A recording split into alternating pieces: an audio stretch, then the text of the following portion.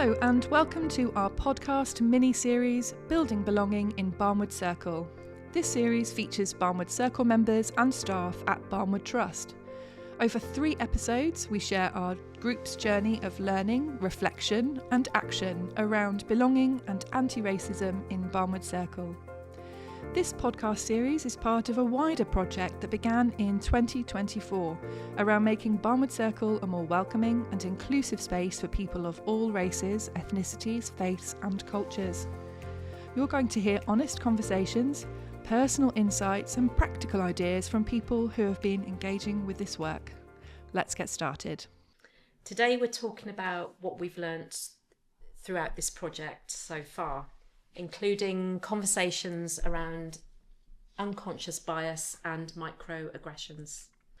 My name is Lidia and I'm a connector at Barnwood Trust, and I'm joined with 3 Barnwood Circle members today, Sharron, Shariff and Aneika. Would you like to say hello? Hello. Okay, I am Sharron and I've been with Barnwood Circle for a number of years and doing many projects. And this is one of the projects that I've just sort of more or less come to complete with anti-racism, and it's been so good. Thank you, Sharron. My name is Sharif. I'm a Barnwood Circle member as well. And yeah, this project has been very educational. Hi, I'm Aneika, and yeah, I've enjoyed this project. It's very educational. Thank you. Some of our main learnings from this project have been around unconscious bias and microaggressions. So let's start with unconscious bias. So Sharron, can we start with you? What is unconscious bias? What does the term mean? Okay, my understanding of unconscious biases is your thoughts. And everybody has thoughts, don't they? And everybody exercises unconscious biasness. Because that's how we're wired as human beings. But also the fact that it's used as, way of stereotyping, as used as a way as protecting yourself until you know what you got in front of you. It's a way of assessing what you got in front of you. But in the meantime, you sort of, in the back of your mind, think, well, I don't know if that's good or not. So you're getting ready to run if it doesn't suit you. So sounds like it's about making judgments and assumptions and maybe even stereotyping before you get to know somebody. Definitely. So Sharron, what have been your personal learnings and reflections around unconscious bias whilst you've been on this anti-racism project? Okay. Well, I'll give you a little example that I live on my own, quite independently, and I'm a wheelchair user. Mm-hmm. And further down the road from me, there is a sheltered housing accommodation, a home really. And I live nearby, and because I live nearby, people assume that I live in this particular home, and that I need to be cared for, and that I don't live an independent life, and that I don't go out and do shopping and all sorts of things. And I quite frequently have been asked, well, do you live on your own? It must be very hard. Without sort of checking out and thinking, well, I live on my own, but it's really lovely. But they don't check it out. But there's their perception, that's their perception of me in a wheelchair, that I need to be cared for and sorted and, kept safe. And I suppose for myself, really, I've also done unconscious biasness, in a sense that, I seen a gentleman, he was staggering in the street and looking a bit sort of worse for wear.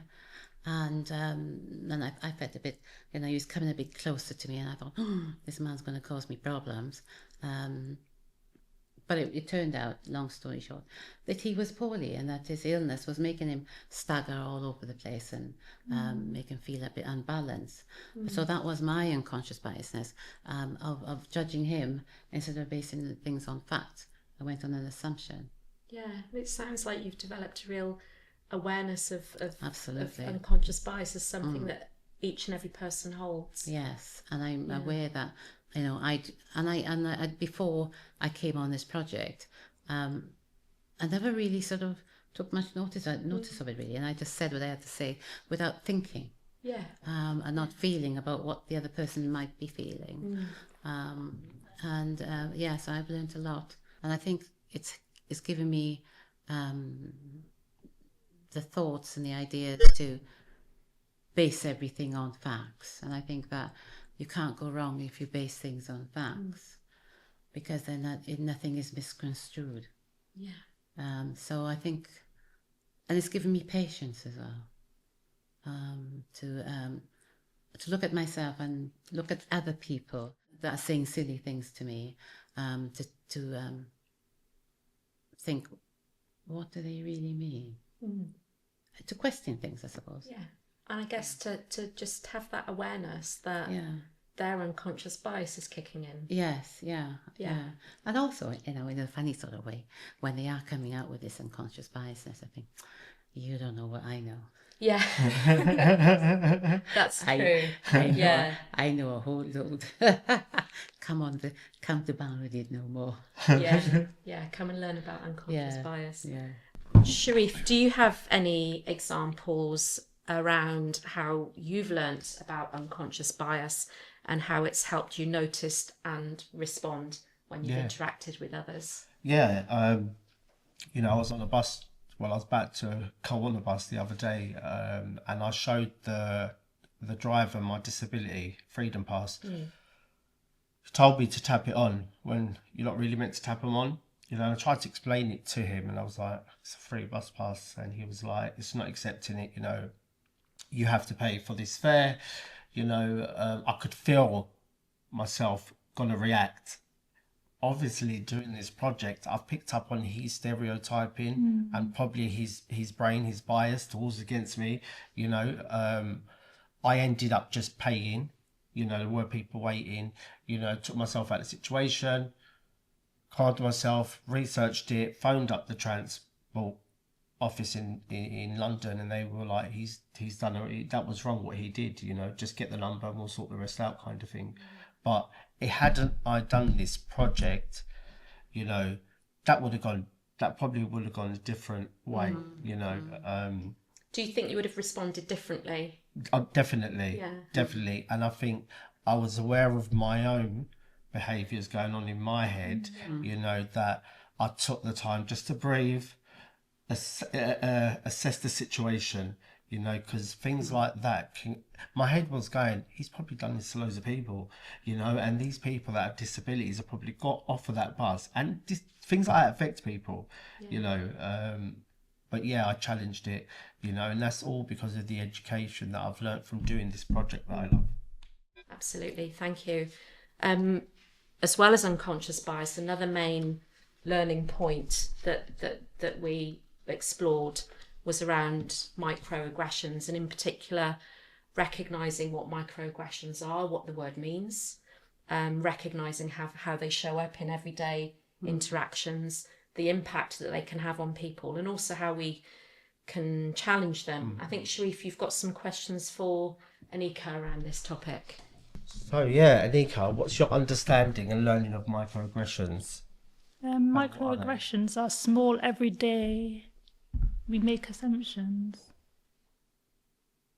like behaviours and comments, which may harm others or cause offence. So, like, I was given an example, isn't it? People always assume, because I've got a foot brace on, they can see, oh, you've broken your leg, that looked painful, not knowing I've had a stroke, and I don't feel that I have to explain myself to people, that I should, but I do. And it's like, so I feel like I want to say, it's none of your business, but I don't. I say I've had a stroke, and they're like, oh, it's not like a broken leg then, kind of thing. It's not like hurtful, the word they say when they say it, but it's the fact I got to explain myself. So yeah, that must be, if that's happening on a daily basis, on a regular basis, that must have an impact. It's tiring, really. Isn't Just it? you have a choice, you don't have to explain yourself in some situations. Mm. And I think that people should respect that you don't have to explain yourself. Why should you have to explain yourself? People are nosy, though, aren't they? Yeah, and then, I think in this situation, if it's a group doing a project, the circle members, then maybe it's good to pull things out, And what I like about this project is we can address this with each other, because I've learnt from that, and other people have learnt from it. And so that's like with the other circles, if they can come to that and have this education around this, because what it's given to me, and I'm sure most of you, is a lot, of awareness around it. Yes, and although I don't think you need to explain, you don't. Why should you explain to people X, Y, and Z? But from my experience, where you had people that want to touch your hair and touch your skin because they want to know what it feels like, and they're not sort of asking. They're just doing it. Because I wouldn't walk up to somebody and say, "Can I touch your hair?" But because it's different, it's they want to feel it and touch it. And it annoys you. Well, it does annoy me. And I'm doing this project for me has made me think, no, I don't need to put up with that anymore. It's not right. It's not respectful. And why shouldn't I be respected? Just like Aneika was saying, why do you have to explain things? Why can't they give you that respect? And just sort of just be pleasant with you. How would you challenge daily microaggressions that you might experience? Have you got any examples? It can get a bit horrible, like if you say no once, well, why not? And then that can boil up something inside you to why you're... Do you know what I mean? But you've got to remain calm. Yeah, I agree with you there, because I know that in the instance I give you about touching your hair and touching your skin, it just made me so annoyed and so angry. But you have to give yourself that time to calm down and take your time and process it. Yeah, we were talking about this earlier, me and Sharron. Yeah, it's about either sometimes you think the window period's gone, but in a setting like this, and when you come back, you have the opportunity to bring that up, with whoever, and again, that's learning from, because then you're not taking this away for a long time, And why do you think it's important that all Barnwood Circle members have an understanding of what microaggressions are, what the term is, what the impact of it can be on people? So I think other members of the Barnwood Circle, should learn more about microaggression. It's a big field, and where we've learnt more about it on this project, it will make people feel welcome. It will make them feel part of the team, and it also make them as well feel part of a group and just to be themselves throughout projects, and not to be judged. Yeah, absolutely. I couldn't agree with you more. I think we all strive to make Barnwood Circle as welcoming and inclusive as we can. So does anyone else have any other thoughts or learnings about microaggressions that they'd like to talk about and share? Be aware and don't make assumptions. Got to be based on fact. Give yourself time. It's okay to pull them out as well. Yeah. Okay to what's the word? Address it. Yeah. Like, why ask them in a way to make them question themselves? Why wouldn't they? Yeah. And this go on. And I think that's a good thing. We turn the question back on the person who sort of asked you the question, because that makes them think about, well, maybe why did I ask that question in the first place? Exactly. Yes. You know, so I think that's a good way of dealing with it. Yeah. And then you're not actually getting into any really big dialogue. They are having to justify why they said what they said. Yeah, and it might make them think about yeah. things a little bit more differently. I think so. I think so. Yeah. So what about you, Lidia? What's your personal reflection and experience on microaggressions? Yeah, so learning about microaggressions within this anti-racist project work, it's helped me understand how small comments or actions, often made without any intention of harm, can still hurt people. And these moments might seem minor or sometimes be passed off as a joke even, but over time they can make someone feel judged, hurt, Isolated, left out, isolated, uncomfortable, all of those things, exactly. But it's made me think a lot more carefully about how I speak and act, and be a bit more aware of the words that I use and how my words might impact on somebody.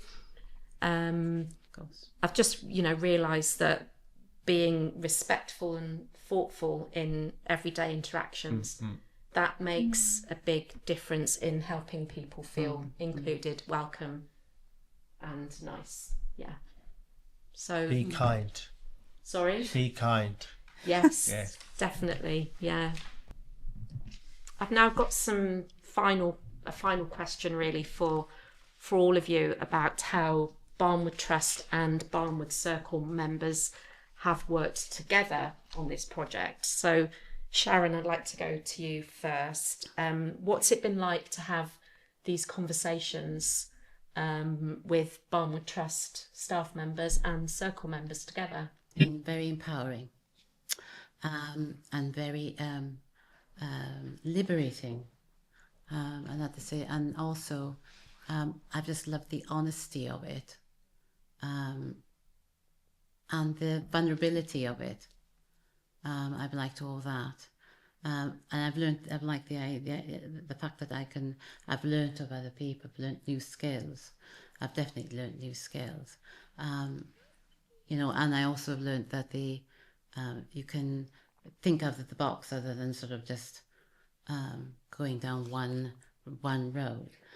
That you can have patience and wait and then reply, and the fact that we co-design with Barnwood staff and the members as well. That we, in the whole of this experience, we were on equal par, and we were all learning together. Absolutely, yes. And we were all were challenged together. There was nobody better than anybody else. We were all on equal par. And out of it, we, I can speak for myself, but I think that because it was such a learning experience and such a warm experience as well, and a caring experience, considering that you're dealing with something that is so emotive and so and can be a bit fiery, that out of it we've got good relationships from it. The actual project was very tight and very very accepting and non-judgmental, and you were given the time and the space to say what you wanted to say. So I think out of it, in a nutshell, I think it's been a wonderful experience and a challenging experience for myself personally, and that it's an ever evolving situation. It changes all the time, and that's something, as we went along, I found it doesn't stay the same. You used earlier the word journey. Yeah, and it was a journey. Very much so. And it still is a journey, because it doesn't end. I mean, what we've learned is far more, because we'll then carry it on to somewhere else or to the future and touch somebody else and touch somebody else, which then makes the whole anti-racism thing hopeful that things can change. Yeah, it's like a ripple coming out in the pond, isn't it? Yes, it's a bit like Lovely. that, yeah. So that's what it's for me, really. Yeah. What has it been like for you to have these conversations with Barnwood staff and Barnwood Circle members together in one room? Nice. Hearing the staff personal experiences as well as the members. Things like that. For me, I think, you know, sometimes I've got to check myself. So I might pull a staff member to one side and be like, would it be appropriate if I could say that, or inappropriate, you know? And that's what I like about this group, this project, you know, because it is sensitive, you know, but we've passed all the, I think we've passed all the deep stuff, you know, that we're so freely and to say, and no one's going to be judged. Do you know what I mean? If anything, the circle members, you know, if they need mentors, because I know these projects is coming up to an end for a few of us, and that's quite sad, but I've learned so much from all these projects. For me personally, this project was the best. Absolutely. The anti-racist one. I've learned so much, and you know, it's all about educating, isn't it, really? Like yourself, your community, around this type of stuff, because it still happens. There's a culture of all this stuff. Our conscious bias we can't get rid of because that's in our heads, but how we act now is the step, you know. So, Sharif, have there been moments of discomfort for you during this project? And if so, how did you work through them as group? Yeah, I think for me personally, my discomfort was myself, and how I work on that, you know. And again, bringing it up, you know, within the group, or, you know, speaking to a member of staff. I won't, nothing about what we've done or we've spoken about has made me uncomfortable, only myself, because I'm very aware of me. And, you know, my ADHD might blurt stuff out, and then I'm like, oh my God, are they going to feel uncomfortable? No, you're feeling uncomfortable now, when actually it was okay. You know, you speak to a few of the members, they're like, no, that was fine. Then a couple of staff, and then so if anything, it was me making myself uncomfortable. Have either of you got a main thing that you've learnt personally during this project? I've just I've taken a lot away from it around my own behaviours, you know, and I didn't know what that word meant, you know, and unconscious bias, stereotype, I knew that one. But I think that Aneika made, as what you just know, maybe it's Aneika, or you made the point and said that, you know, it was Aneika that thought that, you know, having a label to say that is what it is. When we were going through, I'm sure that you and all of us has been through stuff going through school, and, you know, a lot of horrible remarks were made, and it wasn't labelled as anything. It wasn't, but now it is in its own category. That is what it is, and it sort of it makes it more real, and because it is real, then it's tangible, and it can. There's no reason why it has to stay like that.